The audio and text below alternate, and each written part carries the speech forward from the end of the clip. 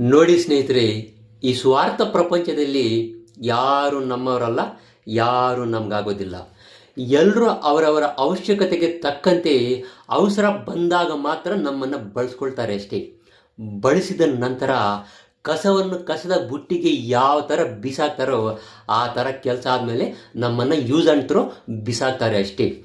ತಂದೆ ತಾಯಿ ಮತ್ತು ಅವರ ಪ್ರೀತಿ ಬಿಟ್ಟು ಬೇರೆಯವರ ಯಾರ ಪ್ರೀತಿ ಕೂಡ ಸ್ವಾರ್ಥನೇ. ತಂದೆ ತಾಯಿ ಪ್ರೀತಿ ಮಾತ್ರ ನಿಸ್ವಾರ್ಥವಾದದ್ದು. ನಂತರ ಭಗವಂತನ ಪ್ರೀತಿ, ಭಗವಂತನು ನಮ್ಮ ಮೇಲೆ ತೋರಿಸುವಂಥ ಒಂದು ಪ್ರೀತಿ ನಿಸ್ವಾರ್ಥವಾದದ್ದು. ಜೀವನದ ಕೊನೆಯವರೆಗೂ ನಮ್ಮ ಮೇಲೆ ಸ್ವಾರ್ಥ ಇಲ್ಲದೆ ನಿಸ್ವಾರ್ಥವಾದ ಒಂದು ಪ್ರೀತಿಯನ್ನು ತೋರಿಸೋದು ತಂದೆ ತಾಯಿ ಮಾತ್ರ. ಅವರ ಪ್ರೀತಿ ಬಿಟ್ಟು ಬೇರೆ ಎಲ್ಲದೂ ಶಾಶ್ವತವಾಗಿ ಉಳಿಯೋದಿಲ್ಲ. ಯಾವುದೋ ಒಂದು ಕಾರಣಕ್ಕೆ ಮಧ್ಯದಲ್ಲಿ ಯಾವ ರೀತಿ ಬರುತ್ತೋ ಅದೇ ರೀತಿ ಒಂದು ಸಣ್ಣ ಕಾರಣಕ್ಕಾಗಿ ಅಳಿದೋಗುತ್ತದೆ.